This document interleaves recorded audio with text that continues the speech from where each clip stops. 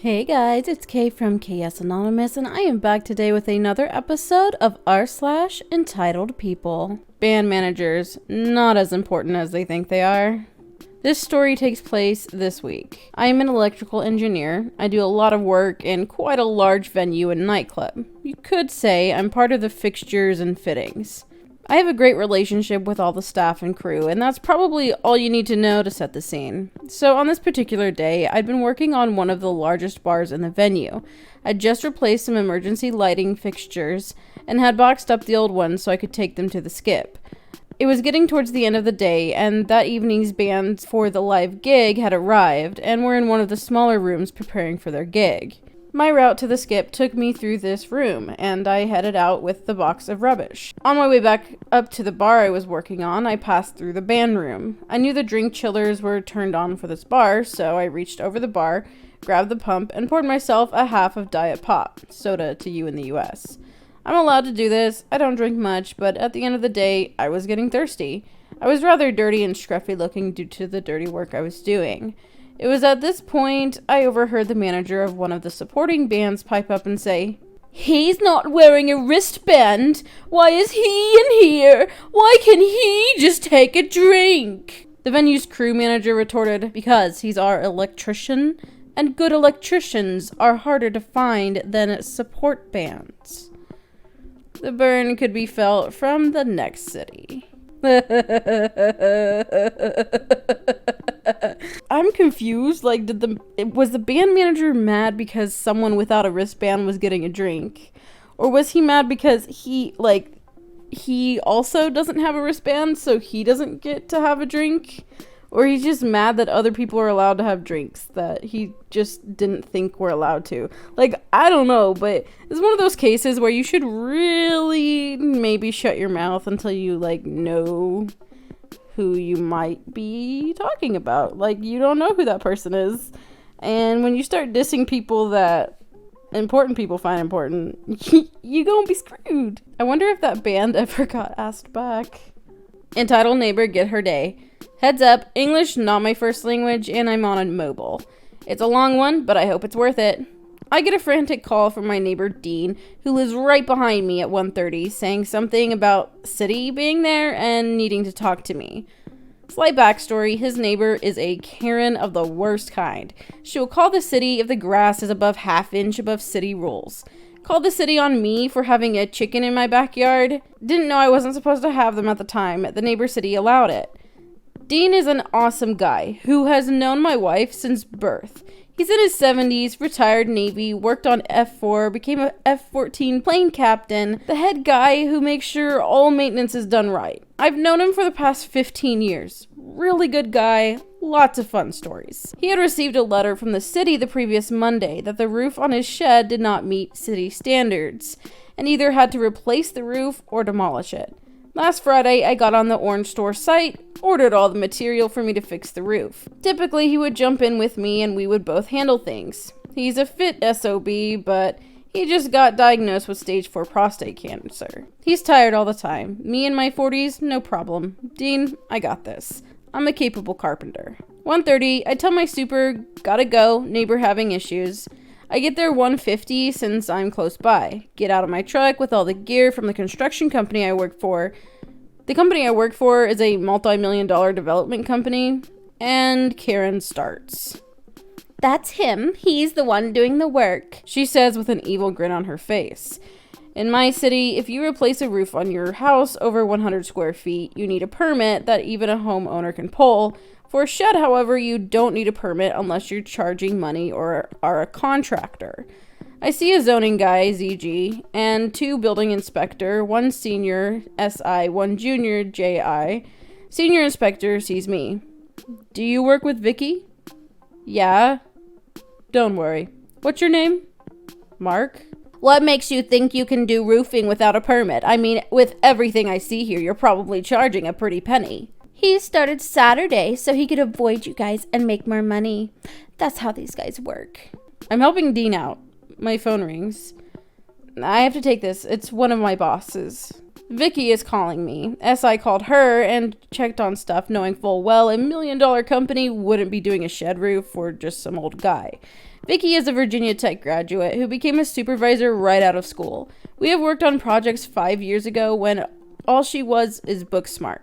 She's a lot younger than I am and had a rough start because she thought she needed to show dominance. She didn't, but she did have to learn real quick that paper doesn't always go as planned.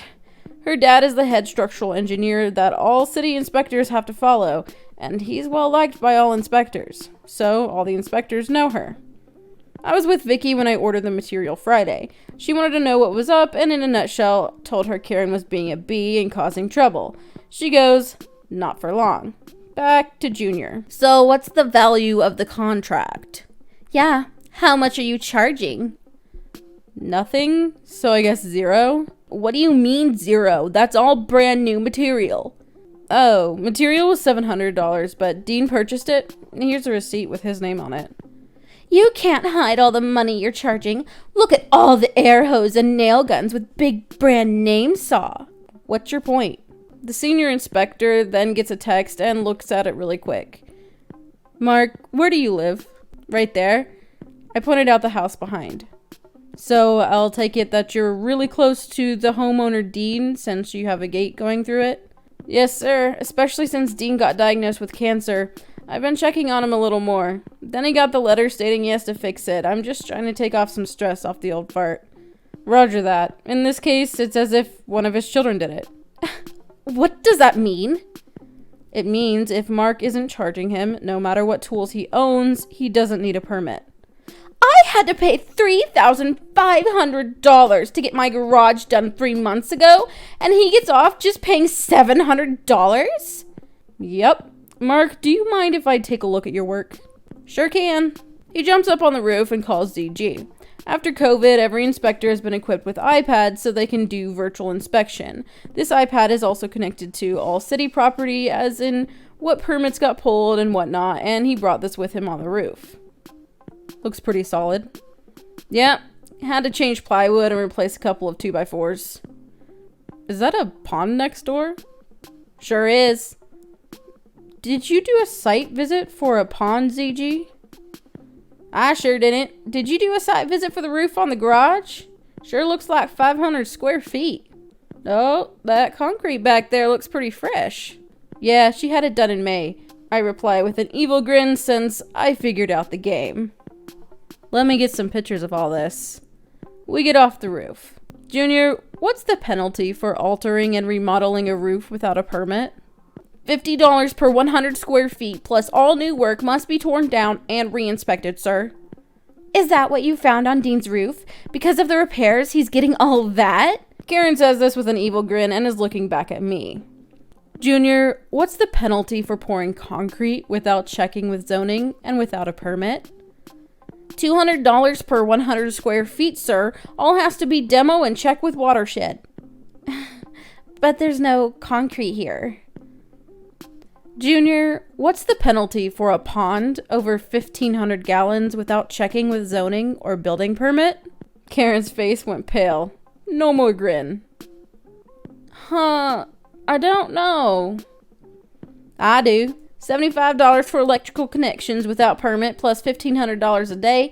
That the pond is there without permission, and since it's up against the fence, there's a 10-foot watershed, water easement for water to perk there. It's not going to happen even with a variance." The pond is 16 feet by 16 feet, triangle shaped. "You're not supposed to look at my yard. You're here for this yard. Do you know who I am? I know Melon. He's your boss. He'll fix all you."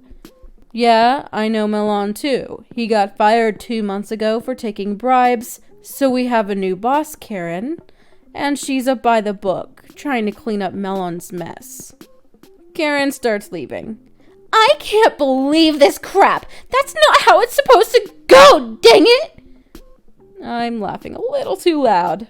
Update number 1. I'm working with Vicky this morning. The call that SI did was to see if this was just side money. She confirmed that no, it was not that. I was in fact helping free of charge, and if I needed any company assistance, that I would get it. After Vicky called me, she sent a text to SI and she showed me. It read, "Make the bee pay."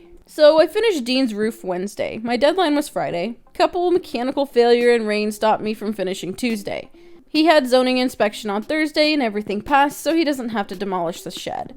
Zoning guy noticed that the water is no longer running in the waterfall feature in the neighbor's pond, but it's still standing, so add another $1,500 for the day. Now today I was working, doing odds and ends, getting ready for next week, and I get a phone call from the president of the company, Jack. Hi Jack, what did I do wrong this time? Usually he calls me that I smoke too much or drink too much coffee, or I'm too hard on the subcontractor and need to back off. Mr. Mark, for once you haven't, but I've heard that you have an interesting neighbor. Ah, you spoke to Vicky? No, not really. We had a meeting with the city about the 30 acres Centurion project, and Karen was there. Here's what happened. Neighbor decided that she would pay this new head inspector a visit on Wednesday. She didn't just nonchalantly walk in there, but marched in there with authority. So, just a note here real quick. I believe that the neighbor in this part is actually the so-called Karen from earlier, and the person named Karen in this part of the story is actually, like, that's their pseudonym here. So, it's a bit confusing, but let's keep going. How dare your inspector inspect my property when they are responding to a gross violation that I reported on Dean's shed? You need to remove these citations immediately. Okay. Hi, my name is Karen. What is your name? I'm neighbor. Now, what are you going to do about these? She throws 4 pieces of paper at Karen. Karen looks at the paperwork. Let me call SI to see what this is about. I thought you had authority here. Melon would have cleared it already. Yes, but Melon is no longer here, is he? Senior inspector fills her in on what happened on Monday. Yeah, looks like there's some serious fixing to do. That's what I thought. Is there a stamp, or are you writing an exemption? Well, not really. See, the 10-foot egress that's behind you is part of the Chesapeake Bay watershed, and it is in fact very bad that you put concrete there. What does that mean? I'll have to send another inspector to assess the damage you have done. All of this because the company that Mark works for professionally did the work at my neighbor's house? Mark happens to work at that company and did the roof as a caretaker of Dean, as stated by SI. The neighbor stormed out. Today, when I got home, there was a small excavator with a demolition hammer attached to it. When my boss told me about this, I was laughing hysterically with tears coming down my face. Chesapeake Bay easement are monitored and inspected by the EPA. We know this because we have had to pay quite a few fines from them. Might have more updates afterwards. I love this kind of situation, or at least rather how this ended up, not necessarily having Karens call on their neighbors for every little thing, but having said Karen have it come back on her. Because there are so many very rude people who think like everyone else needs to get in trouble but them. Like they're above everything, but they need to let the authorities or whoever know all the little details about so-and-so so that they can get in trouble. Like, why? Why are you this dumb? Why are you this mean? Like, I don't understand, ma'am. Also, I don't know why Karen became neighbor and Karen was actually not a Karen. It was very confusing, okay? But it worked out, I think. And it's cool that they kind of like had the right connections too, because like there's another kind of situation like you think you're all that, but you're messing with the wrong people right now. This person actually like knows a person who is known by another person and blah blah blah. He has a network that you're not aware of. So your little games aren't gonna work. And I just kind of enjoy that when that happens, where they're just kind of put right back in their place. Anyway, that is going to wrap up today's video. If you enjoyed it, go ahead and drop a like and let me know your thoughts in the comments below. Really quickly, I'd like to thank my patrons. Up on the screen, you should see my FACEPALMERS, and my crazy case. Thank you all so much for supporting me in that way. If you are interested in becoming a patron, checking out the original posts from today's video, or sending me an email for possible inclusion in a future video, all of that will be in the description box, so be sure to check it out. And I'll talk to you in my next video. Bye!